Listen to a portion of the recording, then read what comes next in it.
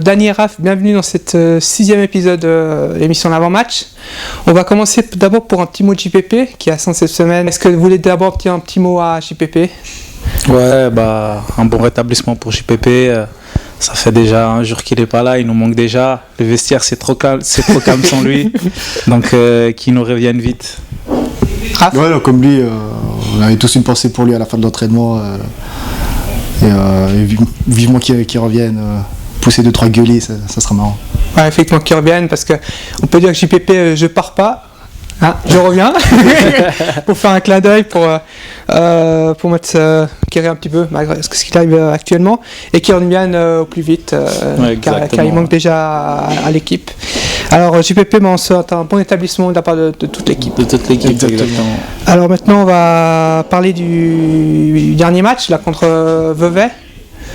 C'est incroyable, Raph, ce qui se passe dans ce match. Ouais, assez, ouais. On commence mal, on prend le premier but après, quoi. Je crois 2 ou 3 minutes de jeu. On arrive à arracher l'égalisation, on prend un vieux but à la dernière seconde sur une faute inexistante. Puis après, scénario catastrophe, on arrive à égaliser puis mettre le troisième dans les arrêts de jeu sur une super frappe de Kevin. Magnifique. Ouais. Franchement, c'est... Déjà, on commence vraiment super mal le match. Ensuite, on revient au score et on a 5-6 occasions nettes de marquer. Et on ne marque pas. Et puis, ils nous marquent au plus mauvais moment, juste avant la mi-temps.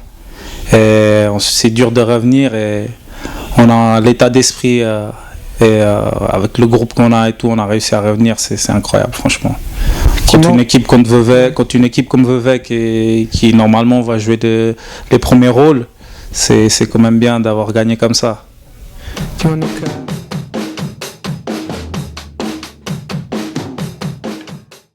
On va parler d'abord de la première mi-temps, bien en place. Après 4 minutes, Dany, donc le capitaine de Vevey, Juan Rodriguez, il marque, je crois, un tir d'un vieux poitu classique. Ouais, après 4 minutes, ça fait mal. Ça fait très mal. Refroidi. Ouais. Ça refroidit. Ouais, pour rentrer dans le match comme ça, c'est un peu dur. Mais c'est vrai, on a su réagir quand même. On a su réagir derrière et c'est pas mal. Donc effectivement, Raph, donc égalisation de hier, le premier but de la journée. À la 16e minute, donc là, Tambou vous repressez, continue à presser, et malheureusement, un but de nouveau qui fait mal avant que l'arbitre siffle la mi-temps. Ouais, exactement. À quoi je crois que c'était déjà dans les arrêts de jeu qui s'y faute sur un tacle qui me semble correct. Ouais. Et touche le ballon. Puis après, un peu de déconcentration. Je pense qu'on avait déjà la tête dans les vestiaires et puis on laisse un rebond à la personne tout seul et puis qui la met au fond.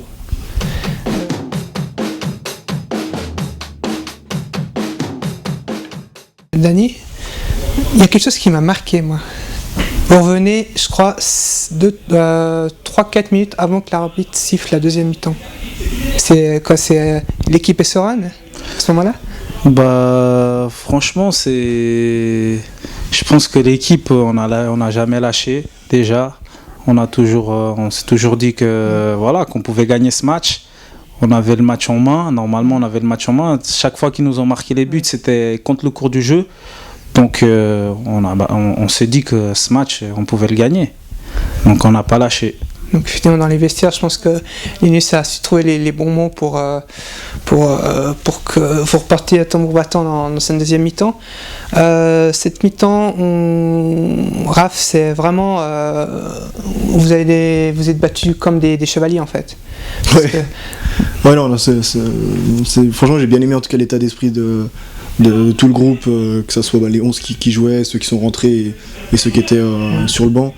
On a bien vu quand on met le troisième, tout le monde qui s'est réuni, c'était vraiment, on s'est senti, on a serré les coudes tous ensemble et puis c'est ce qui a permis justement qu'on puisse arracher la victoire. Voilà, ça aussi, ça montre aussi l'état d'esprit du groupe, que ceux qui sont aussi sur le banc, ça montre qu'on est un groupe et ceux qui sont sur le banc, ils rentrent pour ramener un truc de plus, quelque chose de plus et pour la victoire. Effectivement, puis donc toi tu es rentré en cours de jeu sauf erreur. Exactement. Tu as remplacé qui, je sais plus souvenir, tu es rentré à la place de Fabrice Sanchez. Donc tu rentres et là tu as la possibilité d'égaliser, mais qu'est-ce qui se passe à ce moment-là? Bah, il y a un rebond, je prends le ballon et je me retrouve face au gardien. Et j'essaie de lui faire une feinte comme quoi je vais la mettre deuxième poteau, mais le gardien était malin, il n'a pas bougé, il est resté et puis il a su plonger au bon moment et il arrête. Il arrête le ballon.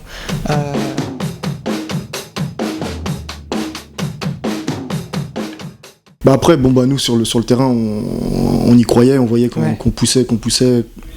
On se disait que ça allait finir par payer. Après voilà, c'est vrai que plus le temps passe, plus ça devient dur, mais en même temps eux aussi, ils voyaient qu'ils souffraient et ils ont fini par craquer, quoi. Effectivement, donc ils auraient pu faire le break, mais un super arrêt de Mehdi. Exactement. Il a sauvé la baraque, quoi. Non, c'est sûr qu'à 3-1, ça devient encore beaucoup plus difficile de revenir. Bravo à Mehdi parce qu'il nous remet encore plus dans le match en fait avec cet arrêt.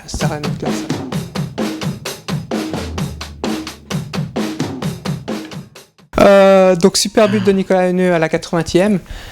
2-2, on va dire. Est-ce que Vevey, en pendant qu'ils essayent de tenir le match nul, mais continue à pousser, et là à la 94e minute, c'est sur une passe de je sais plus qui a passé à Kevin. C'est Nicolas Leneux aussi. C'est Nicolas, un assist. Dos but, il se retourne, mais un but incroyable. Ouais, un but d'instinct, franchement, instinct d'attaquant. Voilà, il fait contrôle, il a l'instinct de la prendre directement. Non, en plus il est dos au but, donc donc il tire à peu près où est le but et il frappe instantanément en se tournant. Il a les yeux derrière le dos, d'ailleurs. Ah, franchement incroyable. Il fallait la mettre celle-là. Exactement. Donc je crois que c'est un des plus beaux buts pour le moment de collège, je crois, cette saison. C'est sûr. Et puis coup franc. Ça va être dur de faire mieux en tout cas. Voilà. Avec lui on sait jamais. Ensuite, coup franc pour Vevey dans les derniers instants du match. Arrêt de Mehdi, un coup franc un peu mal tiré. Arrêt, et là l'arbitre siffle, là il y a l'attroupement, la joie. Qu'est-ce qu'on ressent à ce moment-là? Franchement, on ressent vraiment la joie parce qu'on sent que voilà, on s'est vraiment battu pour quelque chose. Et au bout, on a la victoire au bout. Et dans un match comme ça où on revient 2 fois au score et puis on réussit à gagner et à avoir les 3 points, c'est quand même, ça donne vraiment une joie incroyable. Raph, toi, quelle émotion ça procure quand l'arbitre siffle la fin du match? Beaucoup de joie, quoi. En plus c'était un match vraiment difficile, les conditions, il faisait chaud, c'était une bonne équipe qui avait perdu la journée précédente, et nous on avait gagné, c'était important de faire on va dire le doublé, on va dire des 6 points, pour pouvoir enchaîner avec 3 points supplémentaires et peut-être même 9, 12 maximum, pour la suite du championnat.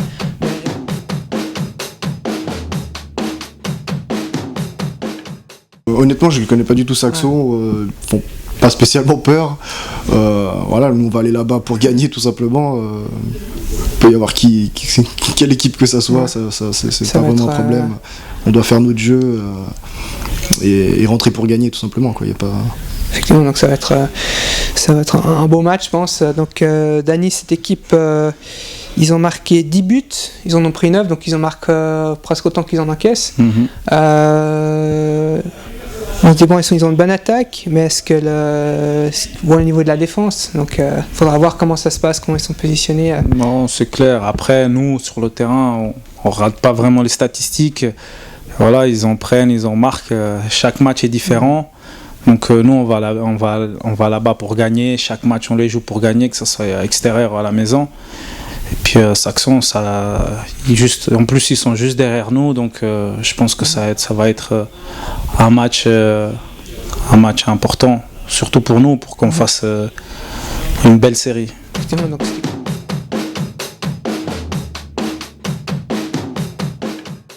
3 derbys genevois qui suivent. Alors là, les derbys genevois, comme dit Mehdi, c'est plus compliqué parce que tout le monde veut battre tout le monde. C'est clair.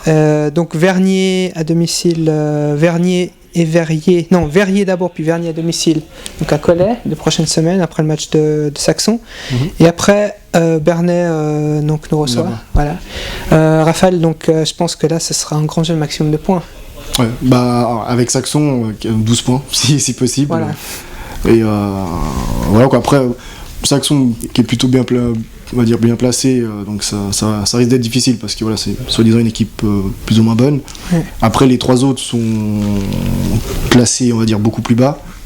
Mais par contre, justement, comme tu as dit, c'est des derbies, donc c'est des matchs qui sont vraiment à part, quoi. Donc il faut les jouer avec vraiment une mentalité de gagneur pour remporter la victoire, tout simplement.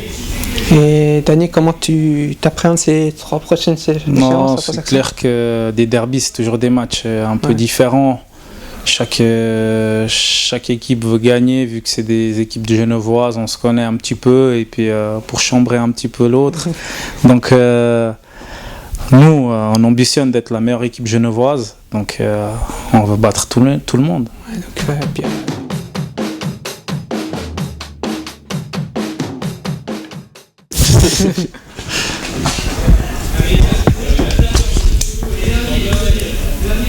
Luigi. Voilà, là je crois que là ça te casse bien. Ouais, là lui je le connais bien. J'ai pas mal d'années contre à l'époque quand il était à Carouge. Et non, c'est un super joueur, au milieu, techniquement.